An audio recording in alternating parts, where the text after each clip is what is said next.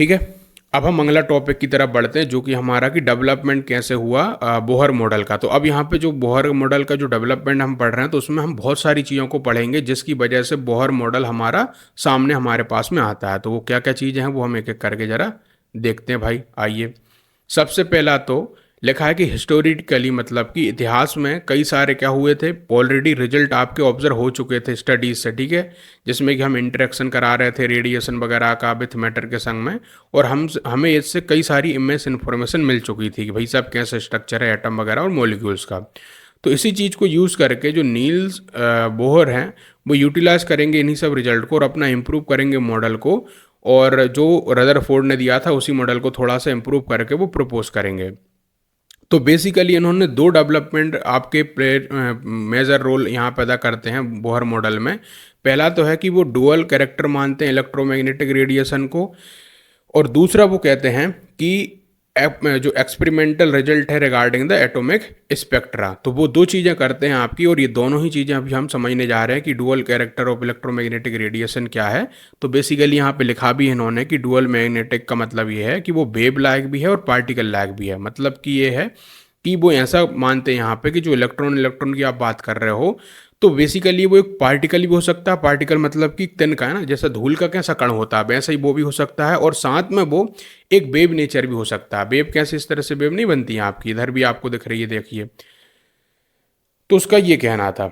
अब कितना हद तक ये सही था क्या नहीं था वो हम आगे जरा पढ़ते हैं। तो अब देखिए जरा, तो सबसे पहले तो हम इसको पढ़ने के लिए सबसे पहले शुरुआत करेंगे हमारा किससे, इसकी wave nature of electromagnetic radiation से। तो ये हम टॉपिक जब समझ जाएंगे तो हमारे लिए और भी चीज़ें शुरुआत हो जाएगी समझने में। तो ये इलेक्ट्रोमैग्नेटिक रेडिएशन वगैरह क्या है मैं आपको समझाता हूँ, ध्यान से सुनना सारी बातों को। तो मिड 19 सेंचुरी में, मतलब लगभग 1850 के, कई सारे फिजिसिस्ट जो थे वो एक्टिवली स्टडी कर रहे थे एब्जॉर्प्शन और इमिशन को। अभी एब्जॉर्प्शन और इमिशन क्या होता है मैं आपको समझाता हूँ। एब्जॉर्प्शन का मतलब बस इतना सा है कि जैसे आपको एक पतीला में रख दूं इस तरीके से, ठीक है, तो उसमें जो आग दे के आप जो उसमें हीट देते हो उसको, तो वहाँ पे जो पतीला होता है वो एब्जॉर्ब कर रहा होता है हीट को, ठीक है, तभी तो वो गर्म होता है, तो उसको कहते हैं एब्जॉर्प्शन करना, ठीक है। लेकिन कोई चीज़ आपकी क्या है, जैसा कोयला धधक रहा है, ठीक है, तो उस कोयले धधकने की वजह से वहाँ से कुछ आपको हीट मिलेगी, ठीक है, जैसे आप दूर से ही उसमें हाथ अपना सेंक सकते हो।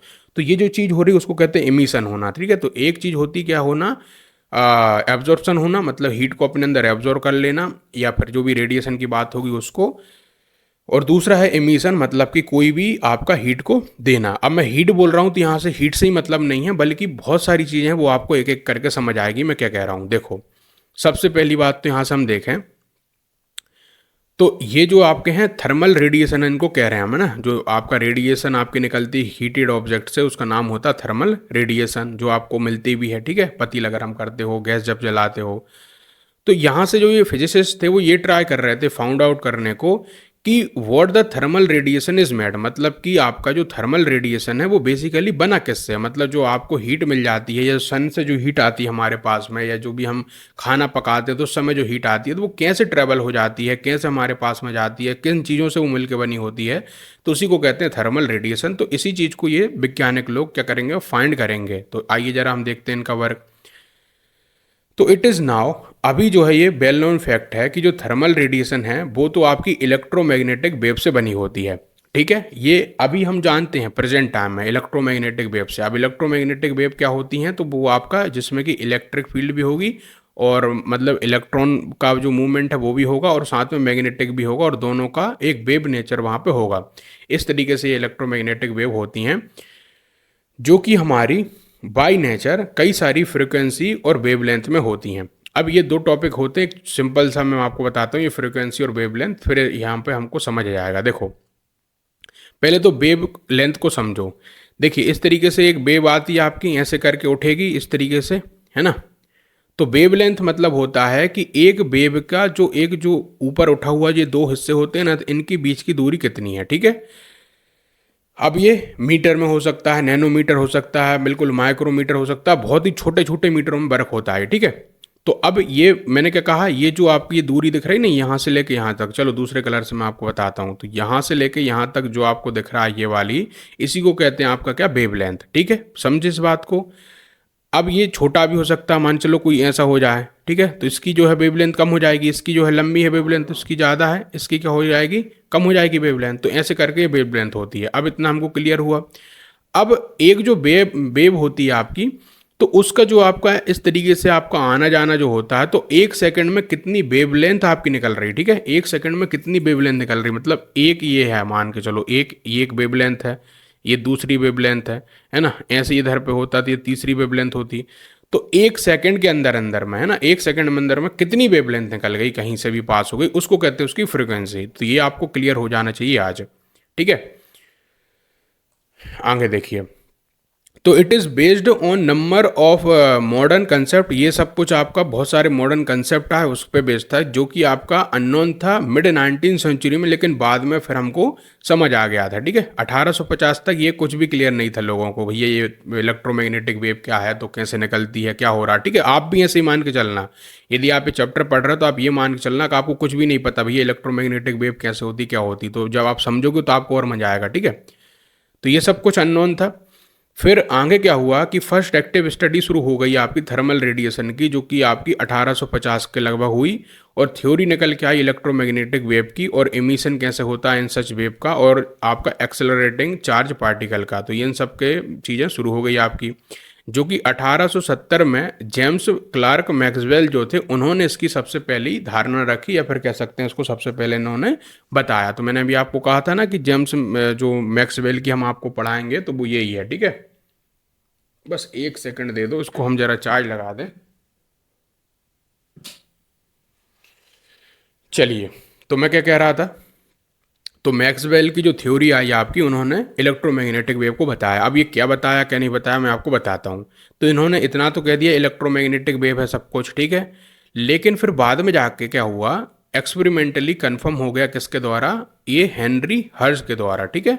Hair we will learn some fact about जो है इलेक्ट्रोमैग्नेटिक रेडिएशन। तो अब हम इलेक्ट्रोमैग्नेटिक रेडिएशन के बारे में जरा पढ़ते हैं। तो बेसिकली जेम्स मैक्सवेल जो थे 1870 में, वो पहले ऐसे व्यक्ति थे जो कि हमको एक कंप्रहेंसिव एक्सप्लेनेशन दे रहे थे किसके बारे में, कि किस तरीके से इंटरेक्शन होता है एक चार्ज पार्टिकल का या चार्ज बॉडी का, जो कि उसमें हमको इलेक्ट्रिक और मैग्नेटिक बिहेवियर शो होता है। ये सब कुछ हम मैक्रोस्कोपिक लेवल पे देख सकते हैं। मैक्रोस्कोपिक मतलब होता है बड़े पैमाने पे, ठीक है। उन्होंने हमको क्या सजेस्ट करा कि जब भी कोई भी इलेक्ट्रिकल चार्ज है ना, ये बात बहुत इंपॉर्टेंट है, मैं हाईलाइट करा रहा हूँ। इन्होंने सिंपल कहा कि जब भी कोई भी इलेक्ट्रिकल चार्ज पार्टिकल मूव करता है किस में, अंडर एक्सेलरेशन में। अब ये एक्सेलरेशन का मतलब समझो पहले तो क्या है। एक्सेलरेशन पहले आपको थोड़ा रिवाज में करा दूं, इसका मतलब सिंपल सा है, ये है कि मान चलो मैंने कहा किसी का एक्सेलरेशन है 2 मीटर प्रति सेकंड स्क्वायर करके। इसका क्या मतलब है मैं आपको समझाता हूँ। इसका मतलब है कि हर एक सेकंड कोई भी चीज़ आपकी 2 मीटर से बढ़ती जा रही है। मतलब कि अभी उसकी स्पीड मान चलो थी 2 मीटर पर सेकंड, तो अगले सेकंड में उसकी हो जाएगी 4 मीटर पर सेकंड, फिर अगले सेकंड में हो जाएगी उसकी 6 मीटर पर सेकंड। मतलब कि 2 मीटर सेकंड के उससे बढ़ती जा रही है। इसका मतलब होता है एक्सेलरेशन होना। तो कोई भी चार्ज बॉडी आपकी एक्सेलरेट हो रही होगी, मतलब उसकी स्पीड ऐसे बढ़ती चली जा रही होगी, है ना। तो वहाँ पे क्या आएगा आपका, ठीक है, वहाँ पे क्या आएगा, उसमें आपका एक अल्टरनेटिंग इलेक्ट्रिकल और मैग्नेटिक फील्ड का जन्म हो जाएगा। क्या कहा मैंने, उसमें इलेक्ट्रिकल और मैग्नेटिक फील्ड का जन्म हो जाएगा, और वही आपकी क्या हो जाएगी, प्रोड्यूस होंगी और ट्रांसमिट होगी, ठीक है। और ये जो फील्ड हम देख पा रहे हैं वो ट्रांसमिटेड हो रही है, वो फॉर्म ऑफ वेव्स के, मतलब कि इस तरीके से वहाँ पे वेव के द्वारा वो फॉर्म इस तरह से जाएंगी।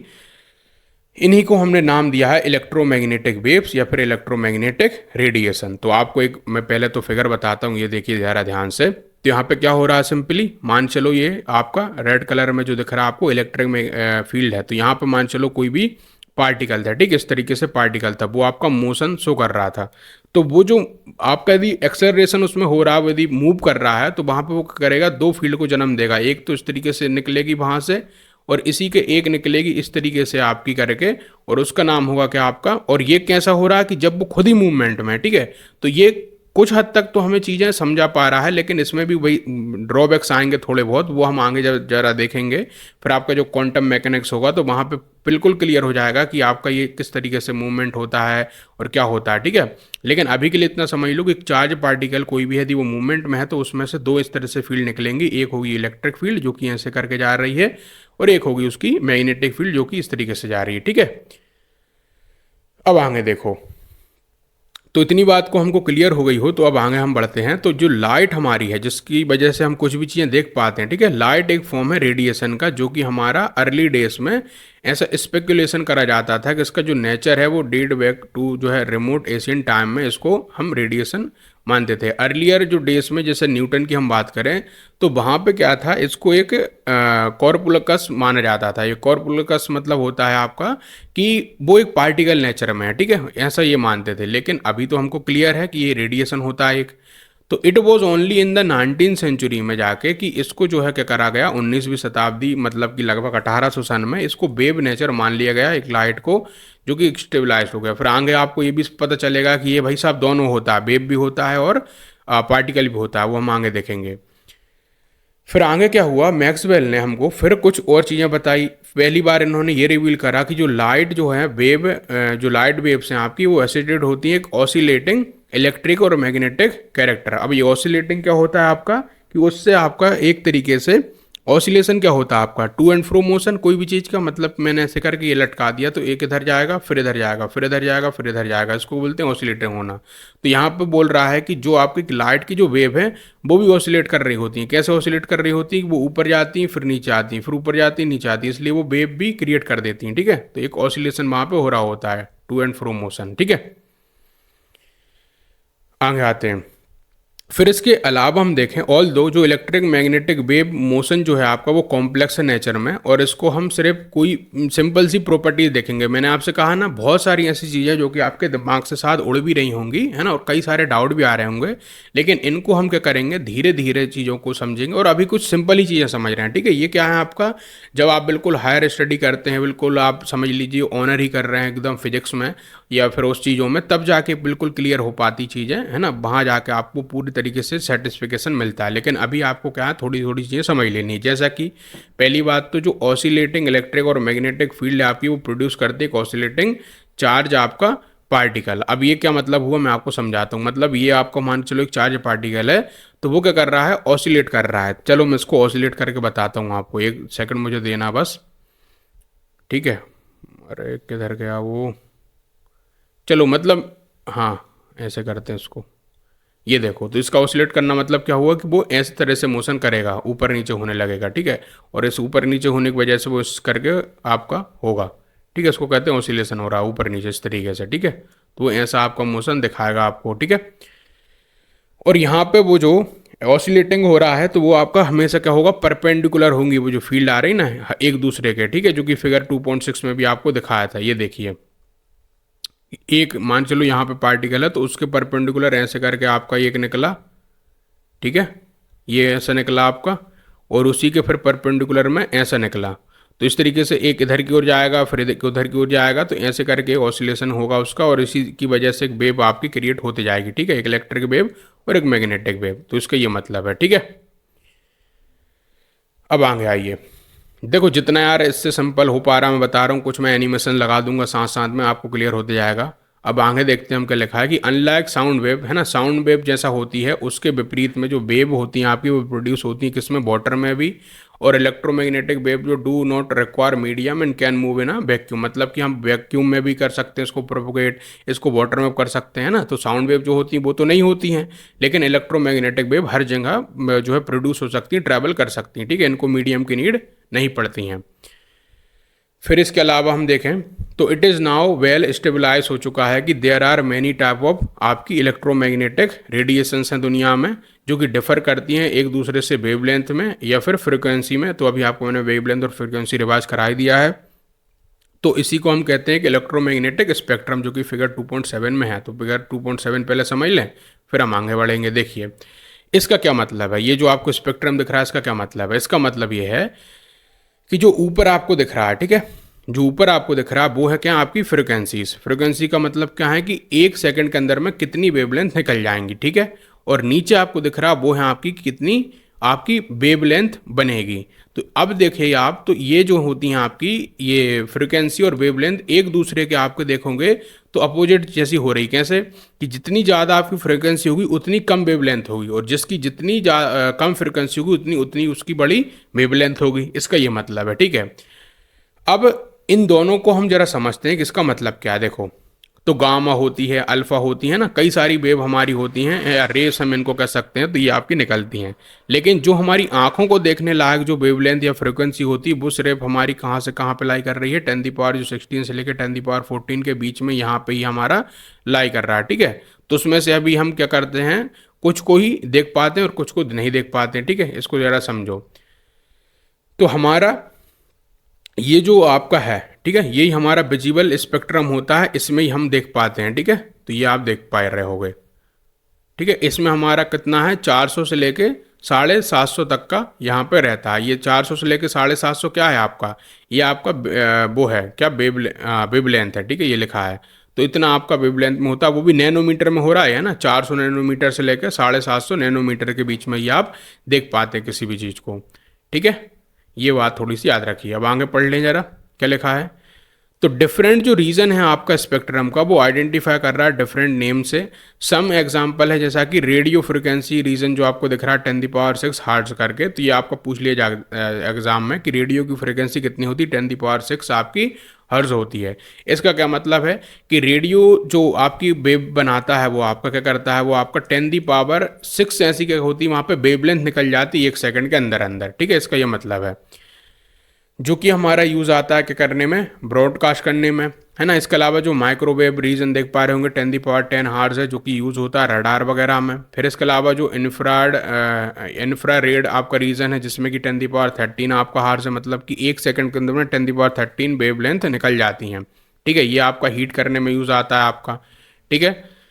फिर इसके अलावा आप देखेंगे अल्ट्रा वायलेट रीजन है आपका, जिसमें कि 10 आपका 16 हार्ट्स है, जो कि कंपोनेंट है सन का, आपको तो पता ही है, यूवी रेस निकलती है सन से। फिर कुछ स्मॉल पोर्शन है 10⁻15 हार्ट्स का आपका देखेंगे, जो कि ऑर्डिनरी कोल्ड विजिबल लाइट हमारा होता है, ठीक है। जो 10⁻15 रीजन आपको दिख रहा है ना, वो हमारा विजिबल रीजन में आता है। It is only this part which our eye जो होती हैं वो सी कर पाती हैं, डिटेक्ट कर पाती हैं। और उसी की वजह से क्या होता है, मैं आपको समझाता हूँ ये चीज़ क्या है, विजिबल होना या ये सब होना। इसका मतलब ये है कि मान चलो किसी ऑब्जेक्ट आपको इधर रखा है, तो वहाँ से क्या होगा, जो भी पहले तो सन की रेस पड़ेंगी वहाँ पे, तो सन की रेस पड़ने के बाद में जो वहाँ से रिफ्लेक्ट होकर हमारी आंखों तक पहुँच पाती है रेस, वो हम क्या कर पाता है, ब्रेन उनको डिकोड कर पाता है या फिर उसको देख पाता है, ठीक है। इसका ये मतलब है। क्लियर हुआ यहाँ तक।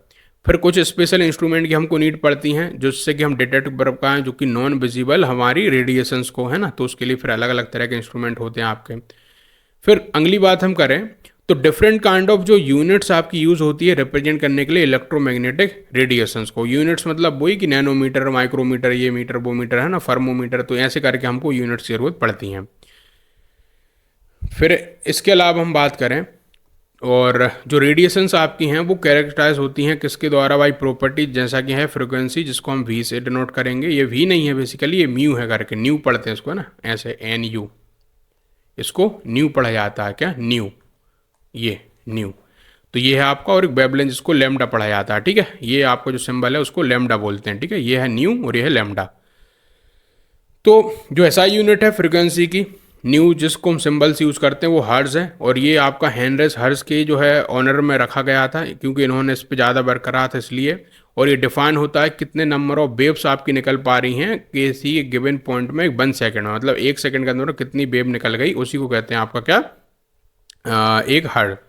फिर है कि वेव लेंथ को, तो भाई wave length should have the unit of length, है ना। लेंथ में इसको मेजर करा जाता है बेसिकली मीटर में, ठीक है। ऐसा यूनिट जो उसकी लेंथ आपकी मीटर है। सिंस इलेक्ट्रोमैग्नेटिक रेडिएशन कंसिस्ट होते हैं डिफरेंट काइंड ऑफ वेव्स, जो कि स्मॉलर भी होती हैं आपकी, तो स्मॉलर यूनिट्स ही हम यूज़ करते हैं। फिगर 2.7 में आप देख सकते हो, नैनो है, फर्मो है, बहुत सारे हैं, जो कि हमको वेरियस टाइप के इलेक्ट्रोमैग्नेटिक रेडिएशंस वगैरह दिखाते हैं और डिफरेंट करते हैं एक दूसरे से वेवलेंथ में और फ्रिक्वेंसी में, ठीक है। तो वैक्यूम में बात करें तो सभी अब ये लाइन आई ना सबसे खतरनाक, है ना, सबसे इंपॉर्टेंट है। देखो वैक्यूम में मतलब कि कोई भी जब मीडियम नहीं रहता है या फिर ऐसा कुछ हो, तो वहाँ पे जो इतनी भी इलेक्ट्रोमैग्नेटिक आपकी रेडिएशंस होती हैं, ध्यान से सुनना, इलेक्ट्रोमैग्नेटिक रेडिएशंस होती हैं, उनकी चाहे कैसी वेवलेंथ हो, कैसे ही उनकी आपका क्या हो, आपकी फ्रिक्वेंसी वगैरह हो, वो ट्रेवल करेंगी किस पे, एक सेम स्पीड पे, ठीक है। रिगार्डलेस ऑफ वेवलेंथ वो ट्रेवल करेंगी एक सेम स्पीड पे, जो कि है 3 × 10⁻, आपका कितना, 8 मीटर पर सेकेंड, मतलब कि लगभग 3 लाख जो है आपका मीटर पर सेकेंड, ठीक है। तो उस पर ये करेगी।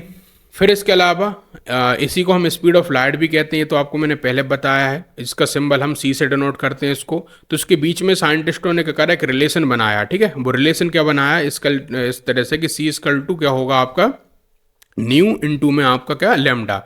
अब ये क्या बता रहा है कि भाई ये इसका ये मतलब है कि जितना ज़्यादा आपका लेमडा बढ़ेगा, जितना ज़्यादा फ्रिक्वेंसी बढ़ेगी, उतनी ज़्यादा स्पीड ऑफ लाइट बढ़ेगी।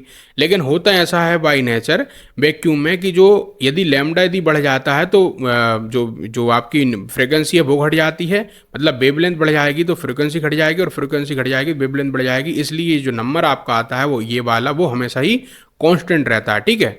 तो ये मैंने आपको अभी समझाया था ना कि भाई देखो कि जैसे फ्रिक्वेंसी की वैल्यू है 10⁻²4, तो है ना 24, तो वहीं पे यदि हम इसका मल्टीप्लाई कराएंगे 10⁻⁻16, तो घुमा फिरा के आपका देखो तो भाई साहब 24 में से 16 जाएंगे कितना बचेगा, 10⁻8 ही तो बच रहा है ना। तो ऐसा करके आपका हमेशा ही होता है। फिर ऐसा ये वाला केस देख लो, कितना है 10⁻22 है। अब मल्टीप्लाई करो, ये मैंने वी की वैल्यू रख दी, ठीक है, या न्यू की वैल्यू रख दी, और यहाँ पे है 10⁻⁻14। तो 14 में से ये 22 भेज के देखो, माइनस करो, कितना आएगा, 8 ही आएगा। फिर से 10⁻8 हो जाएगा। तो मतलब घुमा फिरा के आपको वो जो है कांस्टेंट ही देगा। तो मतलब जितना आपका ये बढ़ेगा तो उतना ये घट जाएगा, या फिर ये बढ़ेगा तो ये घट जाएगा। तो इसलिए आपका ये हमेशा ये रिलेशन याद रख लो, ठीक है। ये बहुत इंपॉर्टेंट है आपके लिए। क्लियर हुआ यहाँ से।